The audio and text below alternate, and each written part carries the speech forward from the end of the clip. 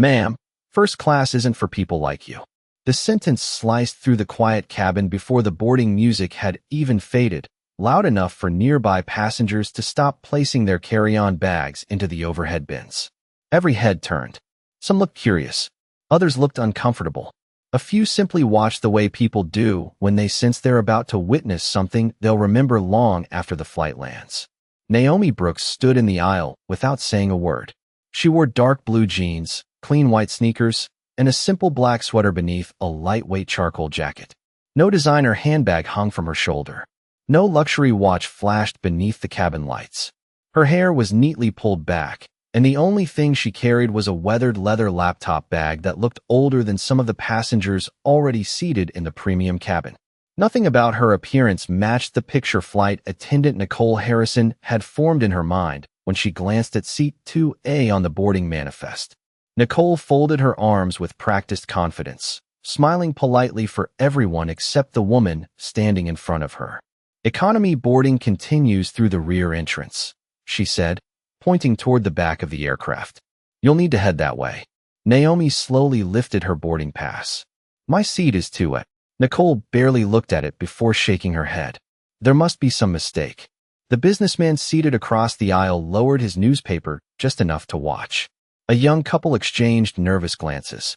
An elderly woman quietly removed her reading glasses as if she didn't want to miss whatever happened next. Outside the aircraft windows, the late afternoon sun reflected across the polished wings while airport vehicles moved with mechanical precision below. Inside, however, time seemed to slow. Every second stretched as silence filled the narrow aisle. Naomi never raised her voice. She didn't argue. She didn't demand respect. She simply waited. Nicole interpreted that silence as uncertainty. "Ma'am," she continued, louder this time, "we have paying first-class customers waiting behind you. Please don't delay boarding." The words landed differently than she intended. Several passengers instinctively looked behind Naomi, expecting someone important to be standing there. There wasn't. Only a line of travelers quietly observing the exchange. Near the galley, a young trainee flight attendant named Emily Carter frowned as she glanced toward the handheld scanner still hanging from her wrist. She distinctly remembered seeing a green confirmation appear only moments earlier when Naomi's boarding pass had been scanned at the jet bridge. Everything had matched perfectly. She looked toward Nicole, hesitated, then remained silent. Across the aisle, a teenage boy nudged his father and whispered, "Didn't her ticket already scan?" His father gently shook his head, signaling him not to get involved. That's how moments like these usually survived, through silence far more than words. Naomi finally spoke, her voice calm enough that everyone leaned forward to hear it.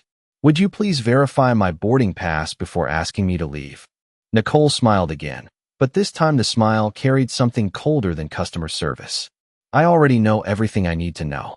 The cabin grew even quieter. The captain had not yet closed the aircraft door. Boarding had almost stopped entirely. Somewhere near the middle rows, someone discreetly reached for a phone, not to record just yet, but because instinct said this ordinary business trip was about to become something else entirely. Naomi remained standing beside seat 2A, her expression unreadable, while the weight of every assumption in the cabin settled around her like invisible turbulence that no one could pretend they didn't feel. Naomi did not move. She remained beside seat 2 Alpha with the same quiet composure that had unsettled the cabin only moments earlier. The boarding pass rested lightly between her fingers, untouched, while Nicole Harrison acted as though the matter had already been decided. Confidence had replaced procedure. Assumption had replaced verification. "I am asking one last time," Nicole said, keeping her voice professional enough to sound reasonable but loud enough for nearby passengers to hear. "Please step aside so we can finish boarding." Naomi looked directly at her, neither angry nor intimidated. "I asked for one thing," she replied. "Please verify my boarding pass." Nicole exhaled with visible impatience. "I do not need to." Those 5 words lingered in the air longer than anyone expected. Emily Carter felt her stomach tighten. During training, every new flight attendant had memorized the same principle. Verify first. Assume nothing. Treat every passenger with equal professionalism. Yet everything unfolding in front of her ignored those standards completely. She looked again at the boarding scanner hanging from her wrist. The confirmation record was still there. Green. Valid. First class. She considered speaking, but Nicole had nearly 15 years with the airline, while Emily had been flying less than 4 months. Experience often outweighed truth in moments like these. A middle-aged man wearing an expensive navy suit slowly folded his laptop closed. He had been preparing for a presentation during the flight, but now his attention was fixed on Naomi. Something about her calm demeanor felt unusual. Most passengers would have argued by now. Some would have demanded a supervisor. Others would have walked away in embarrassment. Naomi did none of those things. She simply observed the room with patient eyes, almost as though she were collecting information instead of defending herself. Nicole interpreted the silence as hesitation. "Sir," she called toward a white-haired businessman standing in the boarding line. "We apologize for the delay. Please come forward." The gentleman nodded politely and rolled his suitcase toward the premium cabin. Nicole smiled warmly as she welcomed him aboard. Her tone softened immediately. "Welcome, Mr. Langford. Your seat is right this way." Naomi watched without expression. The contrast required no explanation. Several passengers noticed it at exactly the same moment. Even those who had said nothing exchanged brief looks that carried uncomfortable questions. Emily quietly stepped closer. "Nicole," she whispered carefully, "I think we should check the system one more time." Nicole never took her eyes off Naomi. "There is nothing to check." "But remember," Emily began before Nicole interrupted. "You remember your training. I remember 15 years on this aircraft." Emily lowered her voice again. The scanner confirmed her seat. Nicole's smile disappeared.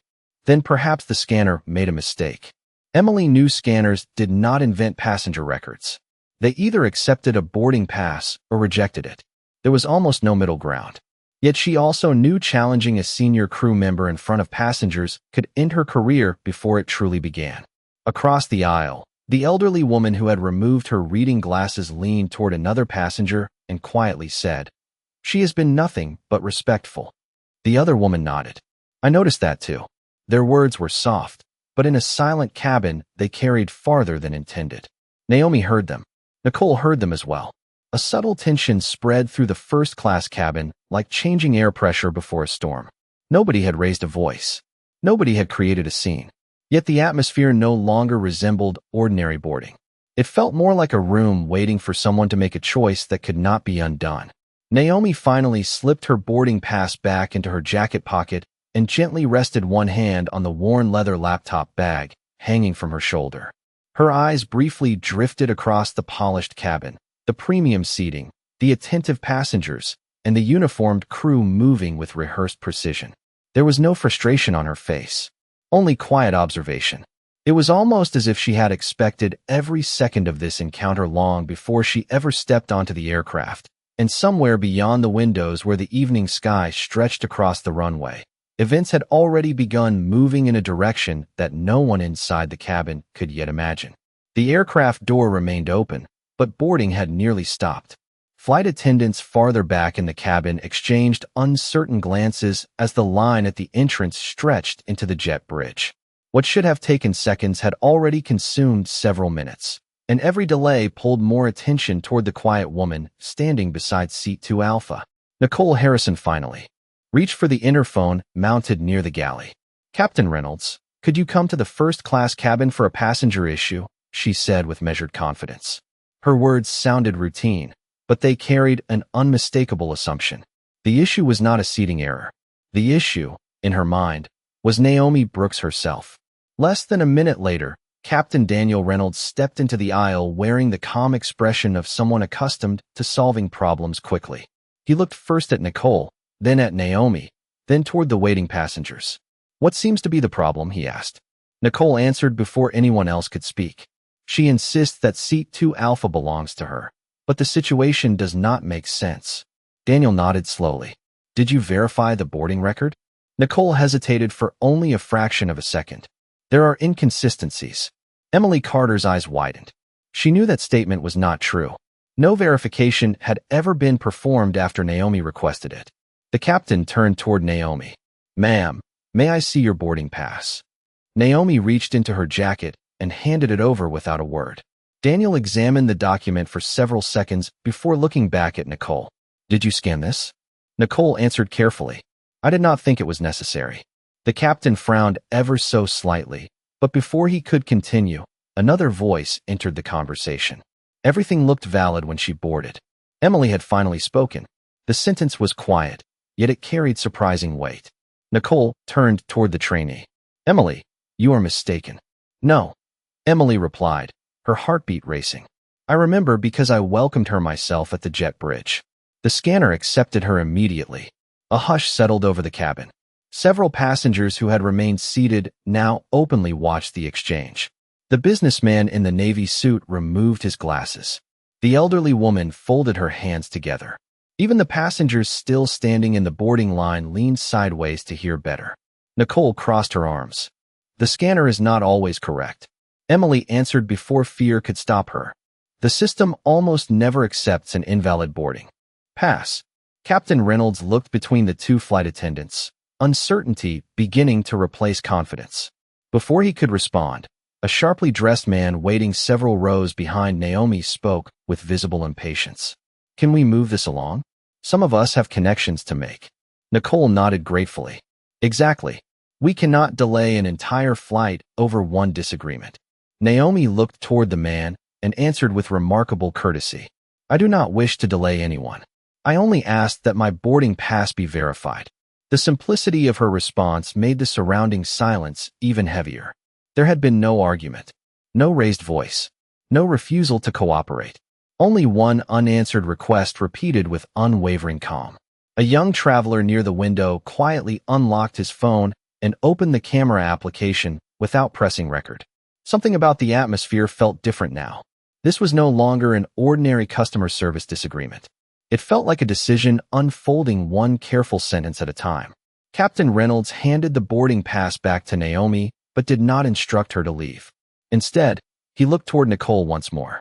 Let us verify the passenger manifest before we go any further.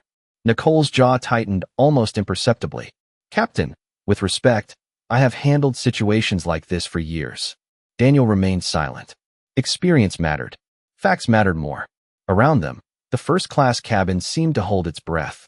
Beyond the aircraft windows, baggage crews continued loading luggage, unaware that inside the airplane another kind of weight was steadily building, one that could not be measured in pounds, loaded into a cargo hold, or left behind on the runway. It was the weight of assumptions, and for the first time since Naomi had stepped aboard, those assumptions had begun to crack. Captain Daniel Reynolds gave a single nod toward the forward galley. Open the passenger manifest, he said calmly. The request should have ended the disagreement in less than 30 seconds. Instead, Nicole Harrison remained perfectly still. Captain, we have already delayed boarding long enough, she replied. The priority should be getting everyone seated. Daniel looked at her for a moment before answering. The priority is making the correct decision. The words were firm without being harsh, but the atmosphere had already changed. This was no longer a conversation between a flight attendant and a passenger. It had quietly become a question of whether procedure would prevail over personal judgment. Emily Carter quickly retrieved the cabin tablet and activated the airline's boarding system. The familiar loading icon appeared on the screen before the passenger list slowly populated. She searched for seat 2 Alpha. Before she could say anything, Nicole stepped closer. Give that to me, she said. Emily hesitated. Captain requested verification. Daniel extended his hand instead. I will review it. Emily immediately passed the tablet to him. The cabin remained almost completely silent except for the distant hum of the aircraft's auxiliary power unit. Daniel studied the screen carefully, scrolling once, then again. His eyebrows narrowed slightly. Before he could finish reading, a calm voice came from the second row. Captain, if I may. Everyone turned toward the speaker. The elderly woman who had quietly observed everything since boarding slowly stood. She carried herself with the confidence of someone who had spent decades speaking only when it truly mattered. My name is Margaret Ellis, she said. I retired after 38 years as a flight attendant. Several passengers immediately looked at her with renewed interest. Margaret smiled politely before continuing. I trained hundreds of new crew members during my career. One lesson never changed. We verify before we judge. We never reverse that order. Her words settled over the cabin with surprising force. Daniel nodded respectfully. Thank you, ma'am. Nicole forced a polite smile that failed to reach her eyes. Every situation is different. Margaret answered gently. Human dignity should not be. No one spoke after that. Even the impatient businessman who had complained about the delay lowered his gaze toward the carpet. Emily felt a quiet surge of relief. She was no longer the only person questioning what had happened. Another voice had entered the conversation, and this one carried decades of experience that could not be dismissed as youthful uncertainty. Daniel continued reading the manifest before slowly lifting his eyes toward Naomi. She had not moved from beside seat 2 Alpha. She had not interrupted anyone. She had not attempted to prove herself beyond the single request she had repeated from the beginning. Ma'am, Daniel said, have you traveled with our airline before? Naomi offered a small smile. Many times. Have you ever experienced something like this? For the first time since boarding began, Naomi allowed herself a brief pause before answering. Not exactly like this. There was no anger in her voice. No resentment. Only honesty delivered with remarkable restraint. The simplicity of the answer somehow carried more weight than a lengthy explanation ever could. Across the aisle, the businessman in the navy suit quietly stood. Captain, he said, I have watched this entire conversation. She has remained respectful from the first minute. If there has been a misunderstanding, verifying the record seems like the easiest solution. Several nearby passengers nodded almost instinctively. The balance inside the cabin shifted almost imperceptibly. It was no longer one passenger standing alone against airline staff. It was a growing number of witnesses asking the same simple question. Why had no one checked the facts first? Daniel lowered the tablet slightly, reading one final line on the screen before looking toward Nicole again. She immediately recognized the expression on his face. It was no longer certainty. It was doubt.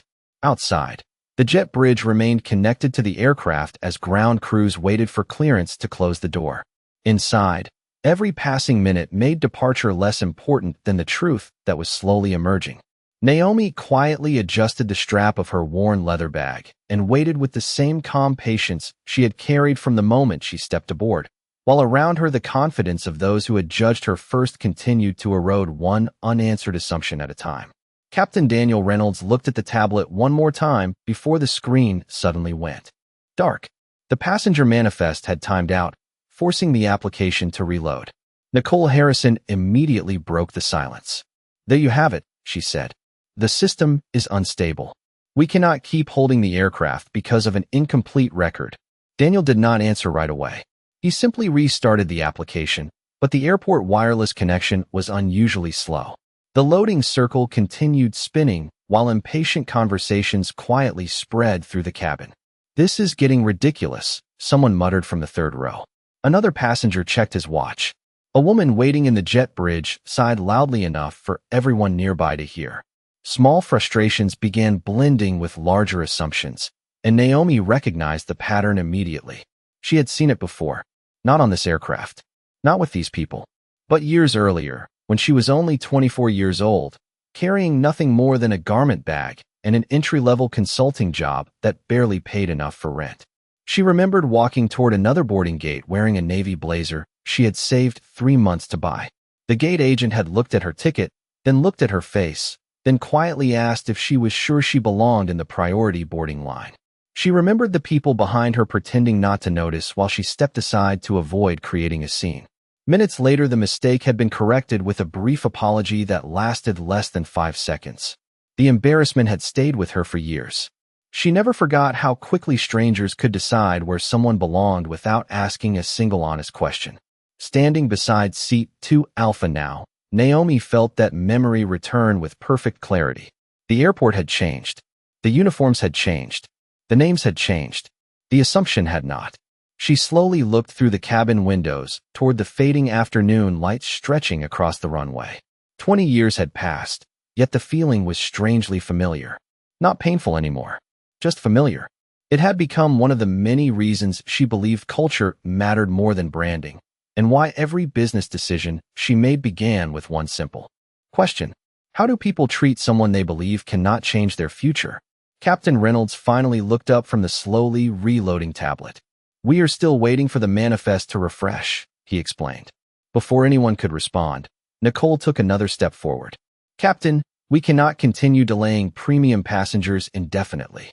Naomi met her eyes with the same calm expression she had carried from the beginning. "No one asked for a delay," she said quietly. "I only asked for verification." Margaret Ellis nodded almost imperceptibly. Emily Carter lowered her eyes, knowing the statement was completely true. Daniel glanced between the faces surrounding him. Every witness had heard exactly the same request repeated since boarding began. Nothing more, nothing less. The young traveler near the window finally pressed the record button on his phone. He held it low, careful not to intrude, but something inside him said this moment deserved to be remembered accurately rather than retold later from memory. Several other passengers noticed and quietly reached for their own phones without raising them into the air. No one wanted attention. They simply wanted the facts preserved. Naomi noticed the subtle movement, but offered no reaction. She had spent enough years leading companies to understand that people rarely become witnesses at the beginning of injustice. Most become witnesses only after they realize silence is helping the wrong side. The cabin no longer felt divided between crew and passengers. It felt divided between assumptions and evidence. Outside, another aircraft slowly taxied past the terminal while the evening sky turned shades of gold and deep blue. Inside, the atmosphere carried a different kind of weather. Calm on the surface, pressure building underneath. Naomi gently slipped one hand into her jacket pocket, her fingertips brushing against her phone for the first time since boarding began. She did not unlock it. She did not make a call. She simply rested her hand there for a brief moment, almost as if reminding herself that there were options she had not yet chosen to use, because she still believed everyone in this cabin deserved one final opportunity to let truth arrive before consequences did. Naomi slowly removed her hand from her jacket pocket and looked toward Captain Daniel Reynolds with the same composed expression she had maintained since boarding began. "Captain," she said quietly, "I appreciate that you are trying to resolve this correctly." Daniel nodded. "I intend to." Naomi gave a slight smile. "Then I believe it is time for me to do the same." Without another word, she unlocked her phone. There was no dramatic gesture, no hurried movement. Her fingers moved with practiced precision across the screen before she selected a single contact labeled simply, Claire. The call connected almost immediately. "Good afternoon, Ms. Brooks," a calm voice answered. "Do you need me to begin?" Naomi glanced once around the cabin before responding. "Yes. Activate Travel Protocol 7. There was no surprise on the other end. "Understood. Initiating now." The call ended after less than 15 seconds. Nicole Harrison let out a quiet laugh. "Travel Protocol 7. She repeated with obvious disbelief. "That sounds impressive." Naomi slipped the phone back into her pocket. "It is simply a procedure." Nicole folded her arms again. "For what exactly?" Naomi answered without hesitation. "For documenting situations before they become larger than they need to be." The sentence landed differently than Nicole expected. Emily Carter looked toward Naomi with growing curiosity. Margaret Ellis remained perfectly still, studying every expression in the cabin.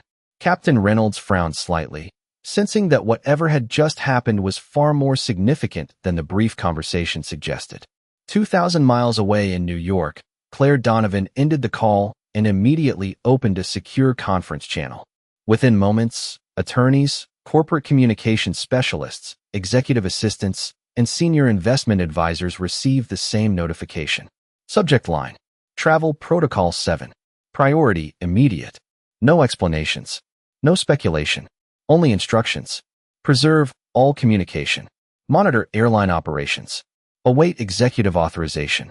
Inside the aircraft, no one knew any of that had already begun.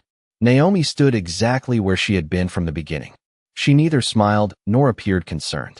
She simply waited. Captain Reynolds finally spoke. "May I ask what that call was about?" Naomi answered honestly. "A standard internal procedure whenever an executive encounters an operational concern." Daniel considered the wording carefully.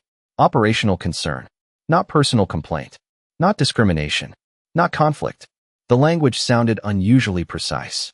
Nicole dismissed it with another shrug. "Everyone threatens to call someone these days." Naomi looked at her calmly. "I did not threaten anyone." Those words lingered in the silence. She was right. She had made no demands. She had not asked for compensation. She had not mentioned social media. She had not even requested an apology. She had simply activated something that clearly existed long before this flight. The businessman in the navy suit quietly leaned toward Margaret Ellis. What do you think she does? Margaret smiled thoughtfully. Whatever it is, she has practiced staying calm under pressure. Emily lowered her eyes toward the cabin tablet, which had finally reconnected to the airline network. The passenger manifest began loading again, line by line, slower than anyone wanted. Daniel waited patiently for the information to appear. Nicole did not. Captain, she insisted, we cannot allow one passenger to control the entire boarding process. Daniel answered without looking away from the screen. No, but neither can we allow assumptions to replace facts. Several passengers exchanged silent nods. The balance inside the cabin had shifted again. No one openly challenged Nicole anymore. No one rushed to support her certainty. They simply waited for evidence. Naomi quietly rested her weathered leather bag beside seat 2 Alpha without sitting down. Through the aircraft windows, the evening light reflected across the polished wing as another airport vehicle passed beneath it. Somewhere beyond the terminal, phones were beginning to ring inside conference rooms that had no connection to commercial aviation, at least not yet. Agreements were being reviewed. Calendars were being cleared. Executives, who had expected an ordinary afternoon, suddenly found themselves postponing other meetings because a single protocol had quietly moved to the top of their priority lists. None of that urgency appeared on Naomi's face. She remained as composed as ever, giving everyone around her one final chance to let simple facts solve a problem that power soon could. Captain Daniel Reynolds watched the passenger manifest finish loading one line at a time until the information for seat 2 Alpha finally appeared in full. Before he could read beyond the passenger name, the interphone mounted beside the galley rang sharply through the silent cabin. Every conversation stopped. Daniel reached for the receiver almost instinctively. Captain Reynolds speaking. The expression on his face changed within seconds. Yes, she is here. His eyes immediately shifted toward Naomi Brooks. No, she has not been seated yet. A longer silence followed as he listened carefully. Around him, even the cabin crew stood perfectly still. Nicole Harrison tried to read the captain's expression, but there was nothing familiar about it anymore. His posture had become noticeably straighter. His voice noticeably quieter. I understand, he finally replied. I will place you on speaker. Daniel pressed a single button. A calm executive voice filled the first-class cabin. Captain Reynolds, this is Thomas Whitaker, Chief Executive Officer of SkyVista Airlines. Several passengers exchanged startled looks. Hearing the chief executive personally call an aircraft before departure was almost unheard of. Good afternoon, everyone, Thomas continued. Captain, before this flight departs, I need to speak directly with Ms. Naomi Brooks. Daniel looked toward Naomi. Ma'am. Naomi answered with the same calm voice she had used throughout the entire encounter. I am here. Thomas immediately responded. Ms. Brooks, I sincerely appreciate your patience. Claire informed our executive office approximately 12 minutes ago that Travel Protocol 7 had been activated. We have been reviewing every available communication since then. Nicole's face slowly lost its confidence. Emily looked from Naomi to the captain, then back again, struggling to understand what she was hearing. Thomas continued. Captain, I also need you to know that Ms. Brooks is not simply one of our passengers today. Another silence settled over the cabin. Every phone recording quietly captured the moment. Every passenger leaned forward without realizing it. Thomas spoke again, each word measured with remarkable care. Ms. Brooks is the Chief Executive Officer of Aurora Capital Partners, the lead investment group currently conducting final negotiations regarding our proposed $4 billion strategic partnership. No one moved. The words seemed to suspend time itself. Daniel lowered his eyes briefly before looking back at Naomi with an expression completely different from the one he had worn only minutes earlier. Nicole stared in disbelief. That cannot be, she whispered before stopping herself. Thomas was still speaking. Captain Reynolds, this partnership represents years of preparation between our organizations. Ms. Brooks has spent months evaluating every aspect of our company, including customer experience, leadership culture, and operational standards. Margaret Ellis slowly closed her eyes for a brief moment, as though everything she had suspected had finally become clear. Emily quietly covered her mouth, remembering every opportunity she had nearly missed to speak. The businessman in the navy suit looked toward Naomi with open admiration rather than curiosity. Thomas paused before delivering one final sentence. Captain, Ms. Brooks requested no special treatment today. She booked this flight under her legal name, purchased her own ticket, and expected to be treated exactly like every other customer. That expectation should never have become extraordinary. Daniel slowly turned toward Naomi. Ms. Brooks, he said quietly, I owe you an apology. Naomi met his eyes with the same steady composure. Captain, let us finish what was interrupted. There was no triumph in her voice. No satisfaction. Only calm purpose. Thomas remained on the speaker line.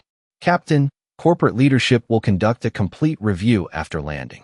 For now, please ensure Ms. Brooks receives the professional service every passenger deserves. Naomi gently picked up her weathered leather bag and looked once around the cabin. Every face she saw now carried a different expression than when she had first stepped aboard. The assumptions that had filled the aisle minutes earlier had disappeared, replaced by something far heavier.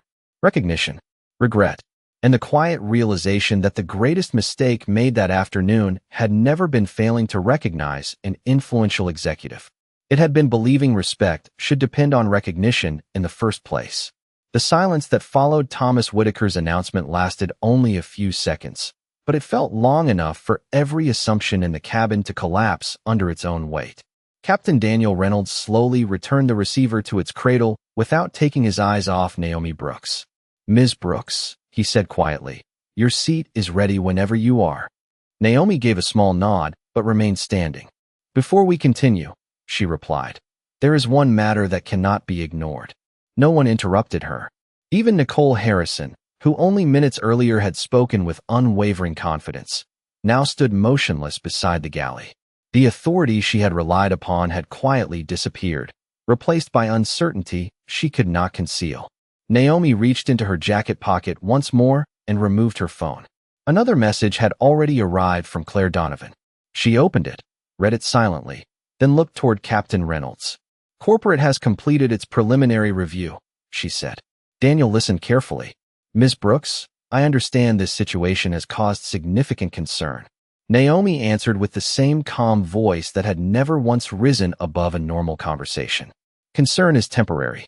Culture is permanent. Several passengers lowered their phones, realizing they were witnessing something far more important than a confrontation. They were watching a leadership decision take shape in real time. Naomi continued. Aurora Capital has spent the last 11 months evaluating whether Sky Vista Airlines reflects the values required for a long-term strategic partnership. Financial performance has never been our only consideration. Character has always been part of the investment. Thomas Whitaker's voice returned through the speaker. Ms. Brooks, I understand what you are about to say. Naomi paused briefly before answering. Then you already know why it must be said. The chief executive did not interrupt again. He simply listened. Naomi looked around the first-class cabin one final time. Her eyes briefly met Emily Carter's. Then Captain Reynolds. Then Margaret Ellis. Finally, they settled on Nicole Harrison. There was no anger in Naomi's expression, only disappointment. This afternoon, she said, I purchased a ticket, followed every instruction, presented valid identification, and repeatedly requested a simple verification. None of those requests required special influence. They required ordinary professionalism. The cabin remained completely silent. Naomi lowered her phone and continued. Because today's events revealed a gap between policy and practice, Aurora Capital will not proceed with the proposed $4 billion strategic partnership under its current terms. The words landed with extraordinary restraint, yet their impact was unmistakable. Nobody gasped. Nobody spoke. The weight of the announcement required no dramatic reaction. Thomas Whitaker answered after a long pause. I understand your decision. His voice carried genuine disappointment rather than frustration. Our board will accept your position, and we will begin a comprehensive review of our leadership culture immediately. Naomi nodded once. If meaningful change occurs, conversations may resume in the future. But investments are built on trust, and trust begins long before contracts are signed. Captain Reynolds slowly removed his captain's hat for a brief moment before placing it back on his head. Thank you for allowing us the opportunity to learn from this, he said quietly. Emily felt tears gathering in her eyes. not because anyone had shouted or argued, but because she finally understood how quietly integrity could transform an entire room. Margaret Ellis smiled gently, recognizing the rare difference between authority and leadership. Nicole lowered her eyes toward the cabin floor. For the first time that afternoon, there was nothing left to defend. The passengers who had begun recording slowly put their phones away. They no longer felt like spectators watching an airline dispute. They felt like witnesses to a lesson that reached far beyond aviation. Outside, the jet bridge remained connected for only a few more moments before ground crews prepared the aircraft for departure. Inside the cabin, however, the journey had already changed direction. It was no longer about reaching another city. It had become a reminder that the costliest business decision made that day had not been the loss of $4 billion. It had been the decision to judge a stranger before offering her the simple respect every passenger should have received from the moment she stepped aboard. The aircraft finally pushed back from the gate nearly 20 minutes behind schedule, yet no one in the first-class cabin complained about the delay anymore. Conversations that had once carried impatience now carried reflection. The engine slowly came to life beneath the wings, but inside the cabin another kind of movement had already begun. Captain Daniel Reynolds completed his final announcements with unusual care, choosing every word deliberately, aware that leadership was measured as much by humility as confidence. Nicole Harrison quietly performed her remaining duties without the certainty that had defined her earlier that afternoon.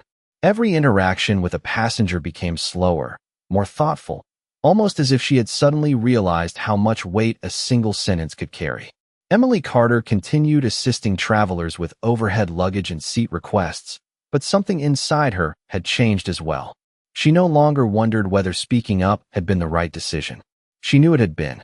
Margaret Ellis watched the young flight attendant for a moment before offering a warm smile. "Keep trusting your training," she said softly. "One day someone else will find the courage to speak because you did." Emily nodded with grateful eyes. Naomi Brooks finally settled into seat 2 Alpha after the cabin door closed. She looked out the window as the aircraft lined up with the runway, watching the lights stretch into the distance. Her phone vibrated once more. Claire Donovan had sent a brief update. The Aurora Capital Board had unanimously supported the decision. Additional meetings had already been scheduled to evaluate future partnerships with organizations that demonstrated stronger commitments to customer respect and leadership accountability. Naomi read the message, locked her phone, and quietly placed it beside her leather bag. There was no celebration, no feeling of victory. She had not boarded the flight hoping to cancel a business agreement. She had boarded expecting an ordinary journey, just like every other traveler. She simply believed that respect should never become a luxury reserved for people whose titles happened to be recognized. Several minutes later, Captain Reynolds stepped into the first-class cabin one final time before returning to the flight deck. He stopped beside Naomi's seat. "Ms. Brooks," he said sincerely, "today reminded me that policies only matter when people choose to live by them. Thank you for reminding us of that." Naomi looked up with a gentle smile. "Captain, every organization faces moments that reveal who it truly is. The important part is deciding what happens after those moments." Daniel nodded quietly before returning to the cockpit. Across the aisle, the businessman in the navy suit leaned back and reflected on everything he had witnessed. The elderly woman closed her eyes peacefully, confident that compassion had still found a place in the world. The young traveler who had recorded part of the encounter looked at his phone, then chose not to upload the video. Some stories, he realized, were more valuable as lessons than as entertainment. As the aircraft lifted into the evening sky, the city lights below slowly faded into scattered points of gold. Somewhere far beneath the clouds, boardrooms would spend the coming weeks reviewing reports, examining procedures, and asking difficult questions. Contracts could be rewritten. Strategies could be redesigned. Training programs could be improved. But the most important change would never appear in a financial statement. It would begin with the next employee who chose to verify before judging, to listen before assuming, and to remember that every passenger, every customer, and every stranger carries a story invisible to everyone else. Naomi rested her head gently against the seat and watched the horizon brighten where daylight still lingered beyond the clouds. She had not raised her voice that afternoon. She had not demanded attention. She had not relied on power to prove her worth. Instead, she had allowed character to speak before authority ever entered the conversation. And perhaps that was the lesson everyone on board would remember long after they forgot the flight number. Because titles may open boardroom doors, wealth may shape billion-dollar decisions, and influence may change the course of companies, but genuine dignity begins with something much simpler.